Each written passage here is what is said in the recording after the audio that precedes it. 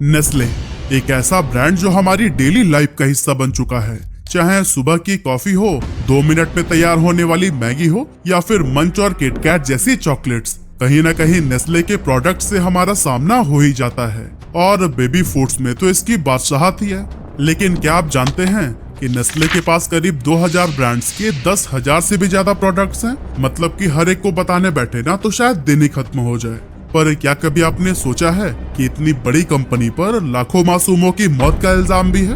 वैसे तो ये ब्रांड दुनिया के हर कोने में मौजूद है, लेकिन इसकी कहानी इतने अप्स एंड डाउन से भरी पड़ी है ना कि आपको विश्वास ही नहीं होगा। पानी के लिए लोगों को तड़पाना, नई माओ को ऐसी सिचुएशन में डालना कि उनका ब्रेस्ट मिल्क ही बंद हो जाए, और फिर मैगी वाले पूरे कांड की कहानी तो शायद आपको पता ही होगी।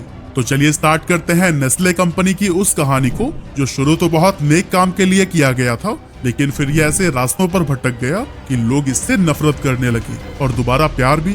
कंफ्यूज मत होइए, चलिए प्रॉपर समझने के लिए हम पूरी कहानी को जानते हैं। तो दोस्तों, नेस्ले की स्टोरी स्टार्ट होती है आज से करीब 210 साल पहले 10 अगस्त 1814 को, जब जर्मनी के फ्रैंकफर्ट में हेनरी नेस्ले का जन्म हुआ था। उनके फादर एक साधारण से ग्लास मेकर थे और फैमिली की फाइनेंशियल कंडीशन भी कुछ खास अच्छी नहीं थी। इसीलिए बहुत छोटी उम्र में ही हेनरी ने तय कर लिया था कि वो अपने पिता और भाइयों की तरह फैमिली बिजनेस का हिस्सा न बनकर कुछ अलग करेंगे। जिसके बाद से वो जेई स्टिन के अंडर काम करने लगे, जो कि फ्रैंकफर्ट में ही एक फार्मेसी चलाते थे। हेनरी ने वहां 4 सालों तक काम किया और इस दौरान उन्होंने कई तरह की फार्मास्यूटिकल और केमिकल नॉलेज हासिल की, जो कि आगे चलकर उनके काफी काम आई।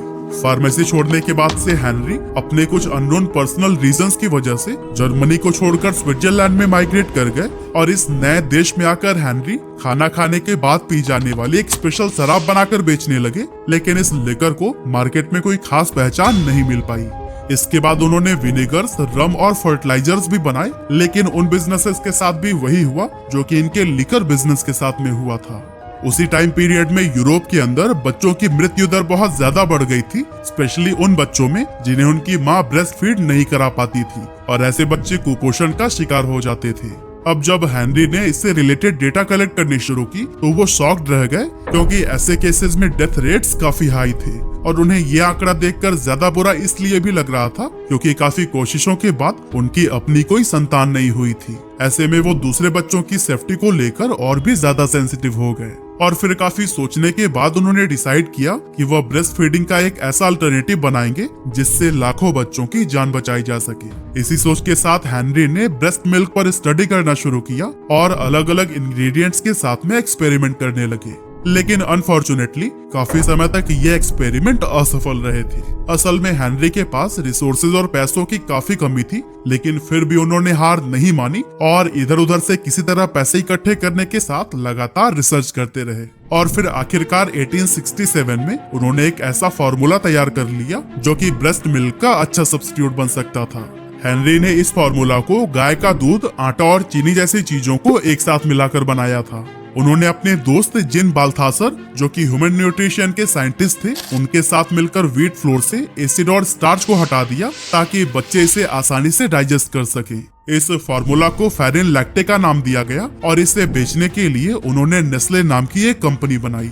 अब दोस्तों, सबसे बड़ा चैलेंज था कि इसे बेचा कैसे जाए, क्योंकि एक तो ये कंपनी नहीं थी, ऊपर से जर्मनी के फेमस साइंटिस्ट जस्टिन वॉन ने भी कुछ समय पहले एक ऐसा ही बेबी फार्मूला बनाया था जिसमें एसेंशियल न्यूट्रिएंट्स की कमी थी, और इस वजह से लोग उसे डेडली सूप फॉर बेबीज कहने लगे थे। बेबी फार्मूला को लेकर मार्केट में डर का माहौल था, जो कि नेस्ले की परेशानियां बढ़ाता ही जा रहा था। लेकिन फिर अचानक एक दिन कुछ ऐसा हुआ कि कंपनी की किस्मत ही बदल गई। असल में कुपोषण का शिकार हुआ एक प्रीमेच्योर बेबी बहुत ही नाजुक हालत में था, और क्योंकि उस टाइम पर मार्केट में और कोई ऑप्शन नहीं था, इसीलिए उस बेबी को फेरिन लैक्टे दिया जाने लगा। सरप्राइजिंगली धीरे धीरे करके उस बच्चे की हालत में सुधार आने लगा और कुछ ही दिनों के अंदर वो पूरी तरह से स्वस्थ हो गया, जिसे देखकर डॉक्टर भी काफी हैरान थे, क्योंकि पहले उन सभी ने ही हाथ खड़ा कर दिया था। बस इस घटना के बाद से ही फेरिन लैक्टे के सुनहरे दिन शुरू हो गए, क्योंकि खुद डॉक्टर्स ने इस प्रोडक्ट को रिकमेंड करना शुरू कर दिया। अब स्टार्टिंग डेज में ये सिर्फ स्विट्जरलैंड में ही बिकता था, लेकिन धीरे धीरे यूरोप के बाकी देशों में भी इसकी डिमांड बढ़ने लगी, और फिर इस डिमांड को फुलफिल करने के लिए हेनरी को एक बहुत बड़ी फैक्ट्री खोलनी पड़ी। अब कुछ टाइम के बाद हेनरी ने देखा कि लोगों के लिए ताजे दूध को लंबे समय तक सेफ रखना एक बहुत बड़ा सिरदर्द बन गया था, क्योंकि उस टाइम पर रेफ्रिजरेटर का आविष्कार नहीं हुआ था। ऐसे में दूध बहुत जल्दी फट जाता था। और फिर इस प्रॉब्लम को ध्यान में रखते हुए नेस्ले ने कंडेंस्ड मिल्क बनाया, जिसमें दूध को एक फिक्स टेम्परेचर पर हीट करके गाढ़ा किया जाता है ताकि उसके अंदर मौजूद पानी जल जाए। इसके बाद उसमें शुगर मिलाकर इसे प्रिजर्व किया जाता है, जिससे कि ये लंबे समय तक खराब नहीं होता था। हेनरी का ये इनोवेशन न सिर्फ लोगों के इस प्रॉब्लम का सलूशन बना, बल्कि इसने नेस्ले की पॉपुलैरिटी को और भी ज्यादा बढ़ा दिया। और इस तरह से कुछ ही सालों में हेनरी एक फेल्ड बिजनेसमैन से स्विट्जरलैंड के one of the richest person बन गए। लेकिन इस टाइम तक हेनरी बहुत बूढ़े हो चुके थे, और क्योंकि उनका अपना कोई वारिस भी नहीं था, इसीलिए 1875 में उन्होंने ये कंपनी अपने 3 एसोसिएट्स को बेच दी, जो कि स्विट्जरलैंड के लोकल बिजनेसमैन थे।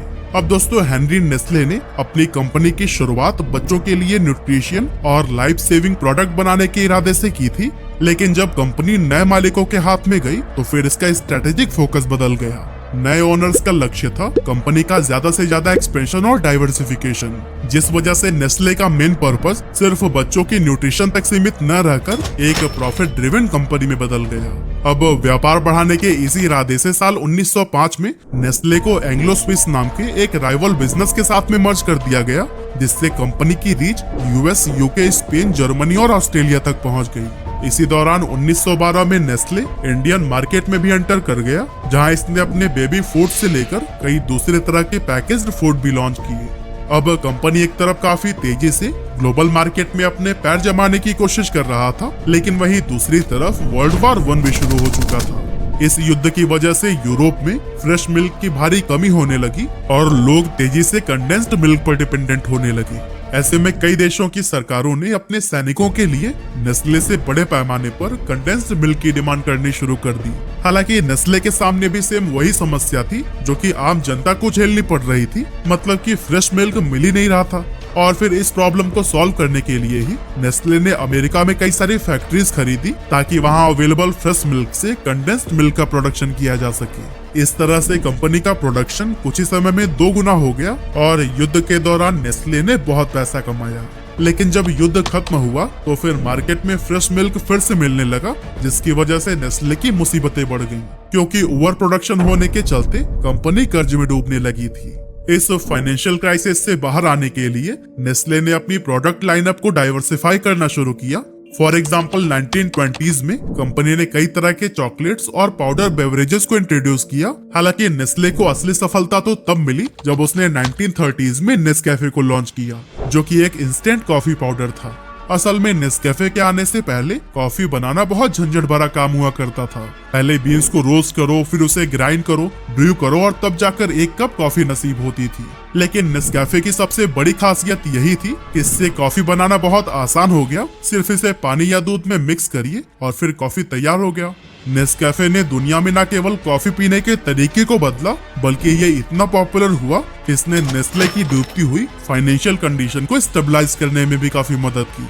कंडेंस्ड मिल्क की तरह ही दूसरे वर्ल्ड वॉर के दौरान नेस्कैफे की डिमांड भी बहुत ज्यादा बढ़ गई, क्योंकि ये कॉफी न सिर्फ जल्दी तैयार हो जाती थी, बल्कि मुश्किल हालातों में सोल्जर्स की एनर्जी को भी बूस्ट करती थी। इसी वजह से दूसरे वर्ल्ड वॉर के दौरान यानी 1938 से 1945 के बीच में नेस्ले की टोटल सेल्स इंक्रीज होकर $125 मिलियन तक पहुंच गई थी, और ये नंबर उस टाइम पर बहुत ज्यादा बड़ा होता था। अब एक तरफ ग्लोबल लेवल पर तो नेस्ले खूब कमाल दिखा रहा था, लेकिन दूसरी तरफ इंडियन मार्केट में उसके लिए सरवाइव करना भी मुश्किल हो गया था। एक्चुअली नेस्ले ने सबसे पहले इंडिया में मिल्क प्रोडक्ट्स और बेबी फूड आइटम्स को लॉन्च किया था, लेकिन उस समय ज्यादातर लोग ताजे दूध और होममेड फूड्स पर निर्भर थे। पैकेज्ड और प्रोसेस्ड फूड का चलन यहाँ ना के बराबर था। ऐसे में नेस्ले के लिए इंडिया में अपना प्रोडक्ट बेचना बहुत बड़ा चैलेंज बन गया। इसीलिए नेस्ले ने सबसे पहले हाइजीन और न्यूट्रिशन अवेयरनेस पर जोर दिया। इसके लिए उन्होंने कई कैंपेन चलाए, जहां वो कंज्यूमर्स को समझाते थे कि पैकेज्ड फूड्स ना सिर्फ कन्वीनियंट है, बल्कि ये हेल्थ के लिए भी सेफ और बेनिफिशियल है। इस तरह के कैंपेन्स की वजह से पैकेज्ड फूड पर लोगों का ट्रस्ट बढ़ने लगा और इंडियंस भी अब नेस्ले के प्रोडक्ट्स को अपनाने लगे, खास करके बेबी फूड्स जैसे कि लैक्टोजन और सेरेलैक, क्योंकि हमारे देश में भी बच्चों में कुपोषण की समस्या बहुत आम थी।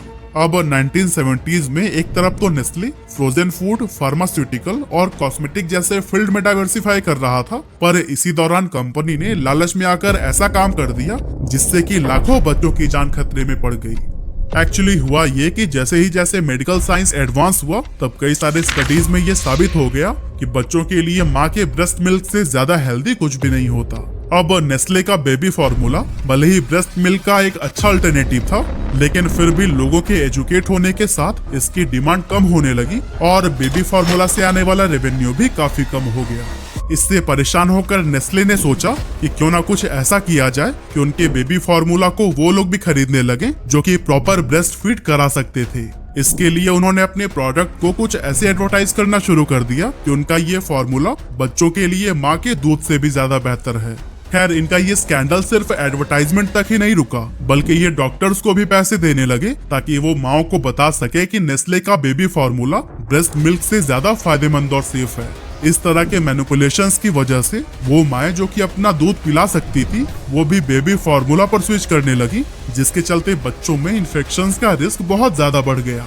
और दोस्तों, पता है नेस्ले यहीं पर नहीं रुका, बल्कि इस स्ट्रैटेजी को एक कदम और आगे बढ़ाते हुए इसने अफ्रीका और एशिया में भी बड़े लेवल पर कैंपेन शुरू कर दिए। इसके लिए इन्होंने सेल्स वुमन को नर्सेस की तरह ड्रेसअप किया, जो कि हॉस्पिटल्स के अंदर मैटरनिटी वार्ड्स में माओ से मिलती और उन्हें ब्रेस्ट फीडिंग छोड़कर नेस्ले का फार्मूला इस्तेमाल करने के लिए कन्विंस करती थी।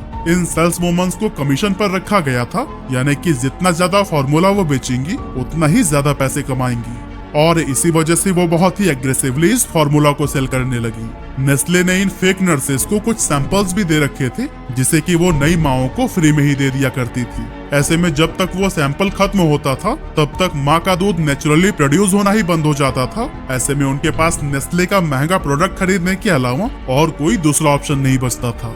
नेस्ले के इस धोखे का सबसे बड़ा नुकसान उन देशों में देखने को मिला जहाँ पीने के लिए साफ पानी अवेलेबल नहीं था, क्योंकि वहाँ के लोग गंदे पानी में ही बेबी फार्मूला मिक्स करके बच्चों को देने लगे थे। इसीलिए बच्चों में डायरिया और कई तरह की बीमारियां फैल गई। इसके अलावा कुछ लोग जो गरीब परिवार से थे और बेबी फार्मूला अफोर्ड नहीं कर पाते थे, वो फार्मूला पाउडर को पतला करके इस्तेमाल करने लगे, जिससे कि बच्चों को पर्याप्त न्यूट्रिशन नहीं मिल पाता था और वो कुपोषण का शिकार हो जाते थे। यानी कि जिस समस्या को खत्म करने के लिए हेनरी नेस्ले ने इस कंपनी की शुरुआत की थी, आज वही कंपनी इस समस्या के होने का सबसे बड़ा रीजन बन गई। ऐसा अनुमान लगाया जाता है कि नेस्ले की उन झूठी फार्मूला मार्केटिंग प्रैक्टिसेस की वजह से लाखों बच्चों ने अपनी जान गंवाई थी, और ये सिलसिला शायद आज भी जारी रहता अगर 1973 में न्यू इंटरनेशनलिस्ट नाम की एक मैगजीन नेस्ले की इस घिनौनी मार्केटिंग स्ट्रैटेजी का पर्दाफाश नहीं करती। इसके अलावा 1974 में British NGO war on want ने एक बुकलेट पब्लिश की थी जिसका नाम था द बेबी किलर। इस बुकलेट ने डेवलपिंग कंट्रीज में नेस्ले के बेबी फार्मूला की मार्केटिंग प्रैक्टिसेस के ऊपर गंभीर आरोप लगाए थे, जिसमें बताया गया था कि नेस्ले ने जानबूझकर ऐसे हालात पैदा किए कि लोग ब्रेस्ट फीडिंग से दूर होने लगे। इसके कुछ समय के बाद से द बेबी किलर का जर्मन ट्रांसलेशन किया गया और इसे नेस्ले किल्स बेबीज के नाम से पब्लिश किया गया, जिससे कि कंपनी के खिलाफ लोगों में काफी आक्रोश पैदा हो गया। इसके जवाब में नेस्ले ने पब्लिशर्स पर स्विट्जरलैंड में मानहानि का मुकदमा दायर कर दिया और 2 सालों तक केस लड़ने के बाद अदालत ने नेस्ले के पक्ष में फैसला सुनाते हुए उसे कानूनी तौर पर क्रिमिनल रिस्पॉन्सिबिलिटी से बरी कर दिया। लेकिन अजीब बात तो यह है कि अदालत ने उन पब्लिशर्स पर 300 स्विस फ्रैंक्स यानी कि लगभग $400 का जुर्माना लगाया जिन्होंने नेस्ले के खिलाफ लिखा था। हालांकि नेस्ले ने कानूनी जीत तो हासिल कर ली थी, लेकिन मुकदमे और विवाद के चलते उनकी ग्लोबल रेप्यूटेशन को गहरा धक्का लगा था। नेस्ले के अनएथिकल मार्केटिंग टैक्टिक्स के खिलाफ काफी प्रोटेस्ट हुए और कई देशों में इसके प्रोडक्ट को बाइकआउट किया जाने लगा। इस कंट्रोवर्सी के बाद से नेस्ले को अपनी इमेज सुधारने के लिए कई सारे इंपॉर्टेंट स्टेप्स लेने पड़े। इसने ग्लोबल लेवल पर कई प्रोजेक्ट शुरू किए, जिसमें साफ पानी और बेहतर हेल्थ सर्विस को प्रमोट किया गया। इन कदम के जरिए नेस्ले ने ये संदेश देने की कोशिश की कि वो न सिर्फ मुनाफा कमाने के लिए बल्कि सामाजिक जिम्मेदारियां निभाने के लिए भी काम कर रहे हैं। इसके साथ ही नेस्ले ने WHO के द्वारा जारी international code of marketing of breast milk substitutes का पालन करने का भी संकल्प लिया, और इस कोड के तहत कंपनी को ये बताना जरूरी था कि ब्रेस्ट मिल्क बच्चों के लिए सबसे अच्छा है और इसे फार्मूला मिल्क से बेहतर समझा जाए। अब जब इस मामले की आग शांत हो गई तो 1983 में नेस्ले ने भारत में मैगी नूडल्स को लॉन्च किया, जिसने कि इंस्टेंट फूड के सेक्टर में एक नया बदलाव लाने का काम किया। उस समय भारत में नूडल्स का कॉन्सेप्ट बिल्कुल नया था, इसीलिए नेस्ले ने इंडियन कस्टमर्स का ध्यान अट्रैक्ट करने के लिए खूब मार्केटिंग की। कुछ ही समय में मैगी पॉपुलर होने लगी, खास तौर से बड़े शहरों में जहां महिलाएं बाहर निकलकर काम पर जाया करती थी। उस समय उन्हें एक ऐसे फूड ऑप्शन की जरूरत थी जो कि झटपट बन जाए और बच्चे भी उसे पसंद से खा लें। हालांकि अपने बेहतरीन स्वाद और शानदार मार्केटिंग की वजह से जल्द ही मैगी बड़े शहरों से निकलकर देश के हर कोने में पहुंच चुकी थी और भारत में तो इसे इतना पसंद किया गया कि लगातार 3 दशकों तक इसकी कामयाबी को ही कोई नहीं छू सका। लेकिन फिर 2015 में अचानक कुछ ऐसा बवाल हुआ कि सरकार ने न सिर्फ मैगी को इंडिया में बैन कर दिया, बल्कि उस पर 640 करोड़ रुपए का भारी भरकम फाइन लगाया गया। पर गवर्नमेंट ने ऐसा किया क्यों, इसे जानने के लिए हमें 2015 में जाना होगा। लेकिन उससे पहले भी कई सारे ऐसे इवेंट्स हुए थे जिसे आपके लिए जानना बहुत जरूरी है। जैसे कि 2013 में नेस्ले पर आरोप लगे कि वो पाकिस्तान के गांव और छोटे शहरों में ग्राउंड वाटर का ओवर एक्सप्लॉयटेशन कर रहा है। एक्चुअली कंपनी इस पानी को निकालकर अपनी फैक्ट्रीज में प्यूरिफाई करती थी और बॉटल्ड वाटर के रूप में बेचती थी। इसके चलते ग्राउंड वाटर लेवल काफी तेजी से नीचे गिरने लगा और लोग महंगा बॉटल्ड वाटर खरीदने पर मजबूर हो गए। लेकिन ये समस्या सिर्फ पाकिस्तान तक ही सीमित नहीं थी, बल्कि कैलिफोर्निया और मिशिगन में भी नेस्ले ने पानी की भारी कमी के बावजूद इसे लार्ज स्केल पर निकाल कर बेचना शुरू कर दिया था। इस चीज को लेकर दुनिया भर में नेस्ले को काफी क्रिटिसाइज किया गया, लेकिन कभी भी कंपनी के ऊपर बहुत बड़े लेवल की कार्यवाही नहीं हुई। दूसरी तरफ इंडिया में नेस्ले अपनी मैगी को धड़ल्ले से बेच रहा था और हर थोड़े समय में इसके नए नए फ्लेवर्स लॉन्च कर देता था। लेकिन मई 2015 में जब यूपी के फूड एंड ड्रग एडमिनिस्ट्रेशन ने मैगी का सैंपल टेस्ट किया तो पाया कि उसमें 17.2 ppm लीड थी, जबकि भारत में इसकी तय सीमा सिर्फ 2.5 ppm है। साथ ही कंपनी दावा करती थी कि उनके पैकेजिंग में MSG यानी कि मोनोसोडियम गुलामेट का इस्तेमाल नहीं होता है, जबकि टेस्ट में इसकी भी उपस्थिति पाई गई थी। सिंपल टर्म में अगर बात करें तो ये एलिमेंट्स बच्चों की मेंटल डेवलपमेंट के लिए बहुत हानिकारक होते हैं। साथ ही इन्हें खाने के बाद लोग कई तरह की बीमारियों की चपेट में आ सकते हैं। इसीलिए दिल्ली, गुजरात और आंध्र प्रदेश जैसे कई राज्यों की सरकार ने मैगी को तुरंत बैन कर दिया। और दोस्तों, बाद में ये मामला इतना ज्यादा कंट्रोवर्शियल हो गया कि सेंट्रल गवर्नमेंट को पूरे देश में ही मैगी को बैन करना पड़ गया। साथ ही कंपनी पर लीगल एक्शन लेते हुए 640 करोड़ रुपए का फाइन भी लगाया गया। लेकिन ये मामला यहीं पर नहीं रुका, बल्कि लोगों में इस केस को लेकर इतना ज्यादा गुस्सा बढ़ गया कि बिहार के मुजफ्फरपुर में अमिताभ बच्चन, माधुरी दीक्षित और प्रीति जिंटा के खिलाफ FIR दर्ज हो गई कि वो ऐसी चीजों को क्यों प्रमोट कर रहे हैं जो कि लोगों की जान के लिए घातक है। इस तरह के लीगल बैटल्स, बढ़ते विवाद और लगातार क्रिटिसिज्म के चलते नेस्ले को अपनी सारी मैगी नूडल्स मार्केट से वापस मंगवानी पड़ी और इससे उसे बहुत बड़ा लॉस हुआ। लेकिन कंपनी ने फिर भी हार नहीं मानी। कुछ महीने बाद नेस्ले ने अपने इंग्रेडिएंट्स में बदलाव करके 30 नवंबर 2015 को इंडिया में मौजूद अपने सभी 5 प्लांट्स पर मैगी का प्रोडक्शन फिर से शुरू करा दिया। इस बार मैगी की क्वालिटी और सेफ्टी को लेकर बहुत हाई लेवल के चेक्स किए गए और यह इंश्योर किया गया कि मैगी में किसी भी हानिकारक सब्सटेंस की मिलावट ना हो। मार्केटिंग में री एंट्री के बाद कंपनी ने एडवर्टाइजमेंट के जरिए लोगों को बताना शुरू कर दिया कि अब मैगी पहले से भी बेहतर हो चुकी है। और दोस्तों, कंपनी के इन एफर्ट्स की वजह से लोग कुछ ही समय में फिर से मैगी की तरफ अट्रैक्ट होने लगे। इस तरह से नेस्ले ने अपनी जर्नी में बहुत सारे उतार चढ़ाव देखे, क्रिटिसिज्म का सामना किया और लीगल बैटल्स भी फेस किए, फिर भी आज ये दुनिया की सबसे बड़ी कंपनियों में से एक है। लेकिन सवाल है कि कैसे?